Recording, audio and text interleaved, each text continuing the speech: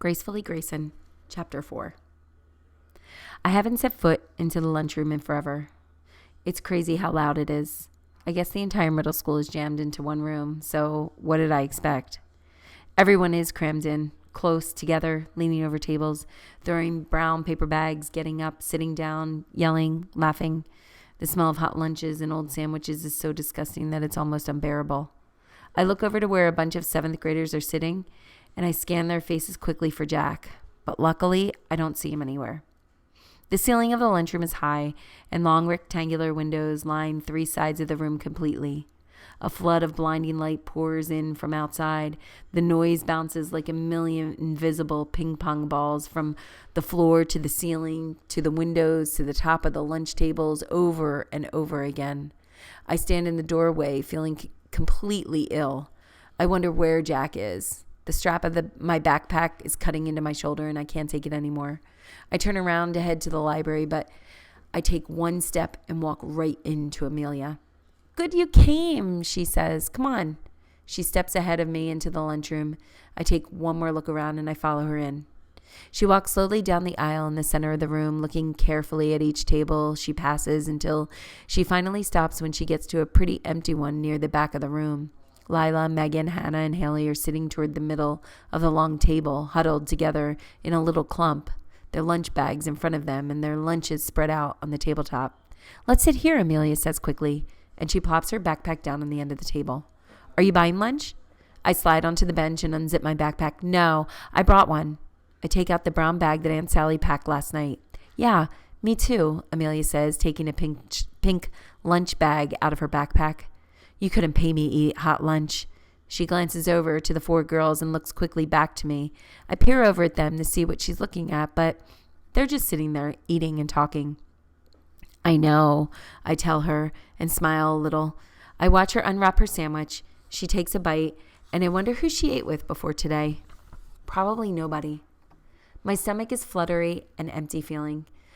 Up through 2nd grade, Emma and I used to eat lunch together every day.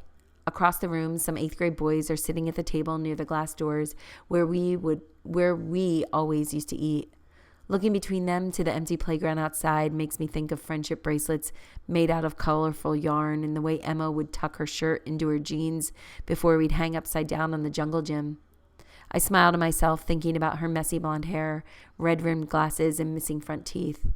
It doesn't feel like I'm supposed to be here in this loud, crowded room filled with shouting and laughing, but a part of me, the part of me that also wonders how Emma is doing in Florida, if that's even where she still lives, is happy to be back. I bite into my sandwich, chew slowly, and wonder what to say to Amelia. She's glancing around. Her eyes jump from one group of 6th graders to another. She looks again at Lila, Megan, Hannah, and Haley and smiles at this time. When I look over, I see that Lila is waving to her. Amelia turns back to me, beaming, and takes another bite of her sandwich.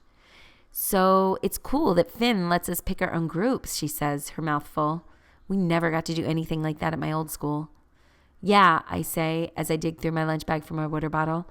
"We always get to do that kind of thing." "That's awesome," she says, opening her pretzels. She starts telling me about Boston, and I wonder if she had lots of friends at her old school. It's like I stepped inside a bubble with Amelia. The bright light, noises, and smells bounce off of it. Amelia is still talking when the lunch monitor gets to our table and tells us to line up at the glass doors for 6th period. It's strange to think that life in the lunchroom went on without me during all the years I was eating by myself in the library. I wonder for a second if I'm making a mistake, but I smile at Amelia anyway, stuff the rest of my lunch into my backpack, and follow her to the double doors. After school, I watch for Amelia at the bus stop. She shows up a few minutes after me, and we get on the 60 together. We always sit in the same seats now. "So, what do you do after school?" I blurt out, and immediately look out the window. I don't want to see her reaction. She doesn't seem fazed. "Nothing. Watch TV, homework." My mom comes home at like 6 and we have dinner. I picture Amelia alone in her fancy marble apartment and I feel sorry for her. It seems lonely, and I look at her eyes to see if I can find the sadness. "Where does your dad live?" I ask. "Just outside of Boston. I used to go to his house every weekend, but now that we moved, I'm going for the summers instead." She says it as if she's telling me about a math assignment, like it's no big deal. Do you like him? I ask. He's nice when it's just me and him, but I can't stand his wife. I have 2 prissy little stepsisters who everyone thinks are perfect. She's talking fast now. They're 5 and 7, and they're such brats, and his wife is so whiny and obnoxious. I can't stand them. She spits the last sentence out like it's a piece of old, disgusting gum. Oh, I look at her. Her body bounces as the bus bumps along. Her jeans are kind of frumpy, and her arms are folded over her dark pink fleece, like she's trying to hide herself. I envision 2 perfect little girls in perfect matching outfits, and I'm positive that Amelia feels like an outcast.